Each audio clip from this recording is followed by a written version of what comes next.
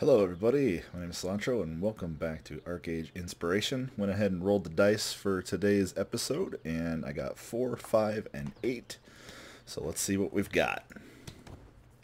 4 looks like sorcery, 5 is songcraft, and 8 is archery. Ooh. This one is gonna be fun. Hopefully at least has a cool name. Evoker. Yeah, sorcery, songcraft, archery, evoker. Well, it's got a cool name. That's for sure. I have no idea how I'm going to make these three trees work together, but that's the fun of this series. So I'm going to go hit the books, and I'll be right back. All right. Well, this actually ended up turning out a lot more interesting than I thought. I figured I'd have a little bit of fun with this one. I think this build would be viable in some situations, particularly in very, very large-scale PvP, especially if you're on the defense. But yeah, building this, I kind of want to call this build the turret. It's got a lot of cool things that it can do if it doesn't move around a lot. So much of the combat in ArcheAge is about positioning, movement, and making sure that you're staying aware and keeping track of all your targets. But if you're preparing to deal with oncoming attackers or otherwise are in an area defending yourself, I think this build has the potential to help supplement a defensive position. I also wanted to point out a neat little thing that I found out when I was messing with this. I have allocated Hummingbird Ditty for an 8% reduced cast time whenever I buff myself or anybody in my party. And I've also obtained Mana Flurry, which is a minus 6% decreased cast time. Might seem kind of silly to see all these archery abilities and then some spellcasting passives that boost cast time, but it turns out that all the archery abilities that actually have a cast time are also reduced by this reduction. So as you can see, where we got here? These two. Missile Rain, Concussive Arrow, and I feel like I'm forgetting another one. Maybe not. Okay. So either way, Concussive Arrow, Missile Rain, and I still feel like I'm forgetting another one. But those two both have spell casting times, essentially, and with this little setup, you can do them a little bit faster. Not a huge difference, but it will make something of a difference. In Sorcery, I've allocated a few different things here. This is primarily an archery build, but I have Frigid Tracks. I can sort of see this build playing a mid-range, sort of high damage artillery type, like I said, like a tower. But while you're waiting to move and get into position, I would suggest casting Frigid Tracks. You can then follow it up with Freezing Earth if any enemies are nearby.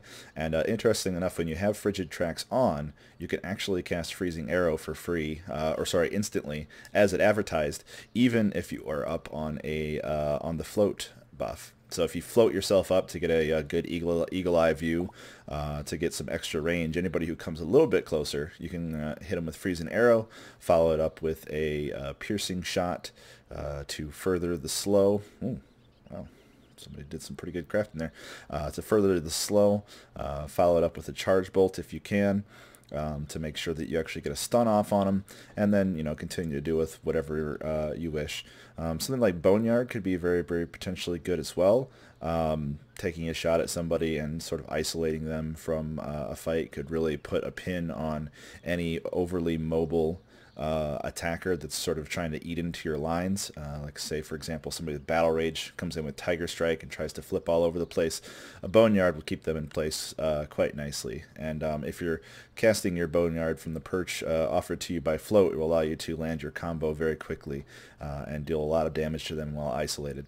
Now, using Float is definitely going to make you very vulnerable. For example, defense and magic defense no longer reduce any damage. So again, this is the kind of build that would really want to be used in a large-scale PvP fight with plenty of PvP tanks to help defend your front lines and so on. But I'll show off a few of the combos here in actual usage. Some of these are pretty darn neat. So one of the things that I kind of like about this is the ability to use a pretty heavily powered up Missile Rain. I think this ability will probably get a lot better if you can get even more attack speed. I definitely encourage dual wielding here.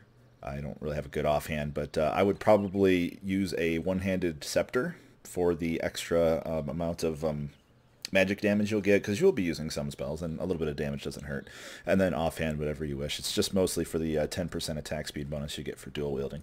But just to give an example, in this poor little brown bear here, I'm going to pop Intensity, followed up by Deadeye to give me some extra range attack, and then I'm going to start singing Bloody Chanty to give me a little bit more attack speed, and then I'm going to follow it up with a Missile Rain. So this is something you could potentially do in a PvP situation if you have a tank who's initiated and gotten a good amount of setup done, or if you just want to try to cause some chaos in enemy lines by hitting them with a really, really far distance shot. I think this ability is a little underrated in its way to sort of soften up an enemy charge. Obviously, it's reasonably easy to dodge, and probably something that's much better done alongside a good initiator or with a lot of people doing it, especially when coordinated. Plus, that would look really cool. Should you imagine a bunch of arrows flying across the field? Oh man, that'd be so sweet.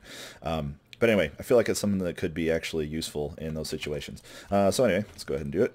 Pop this, and then this, and then, like I said, I'm going to start singing my song, and then as soon as it's basically done, you'll see the buff last just long enough to actually get a good chunk of the arrows off before that actually does that. So these Songcraft songs actually last for a couple seconds when you're not playing, and they'll still affect you. Unfortunately, it's only a 10-meter radius. I was unable to pick up the loudspeaker passive that makes this radius much, much larger.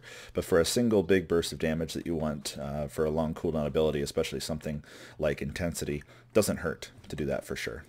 So yeah, I'll be right back, and we'll take another look at some of the other combos. Okay, so one of the things that I wanted to try out with this build, and unfortunately it doesn't work, is a pseudo combo between Magic Circle and Float. I thought it'd be really cool to be able to drop a Magic Circle, float above it, and still get the benefits of the Magic Circle, but unfortunately you do not. Doesn't mean that picking up Magic Circle is a bad idea. You can still, especially if you have Frigid Tracks available, pop both of these, thereby amplifying all the damage that you do without moving. There's a little bit of pseudo synergy here, because neither of these abilities really want you to be moving around a lot, and as I said, this is kind of an anti-mobility build. You don't really want to be going too many places, but it's still pretty satisfying to use these abilities in tandem, even if the Magic Circle doesn't always work.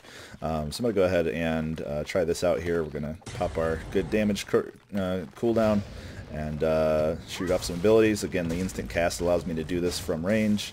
I can't use Concussive Shot because that has a cast time, but while I'm up here I can lay in some pretty good damage and soften up anything that I need to. This also sets up Bloodthirst stacks to further benefit my piercing shot for future shots, allowing for a large damage boost.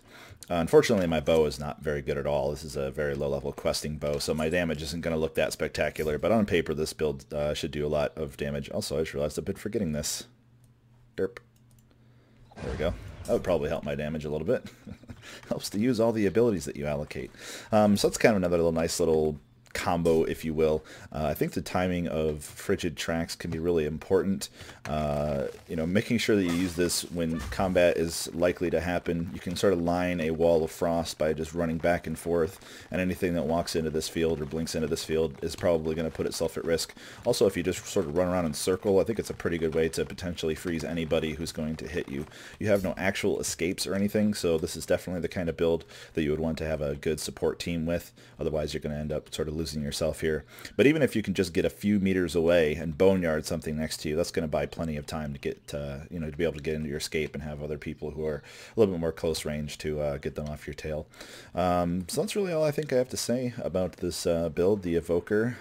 Definitely a very different potential playstyle, and not something that I would, on this particular build, want to play in small-scale skirmishes. This is definitely for mass PvP, especially in a confined area. If you're trying to hold your ground or something, I think this build has a lot of potential and really could be a lot of fun to play. So let me know what you think. As always, I will see you next time.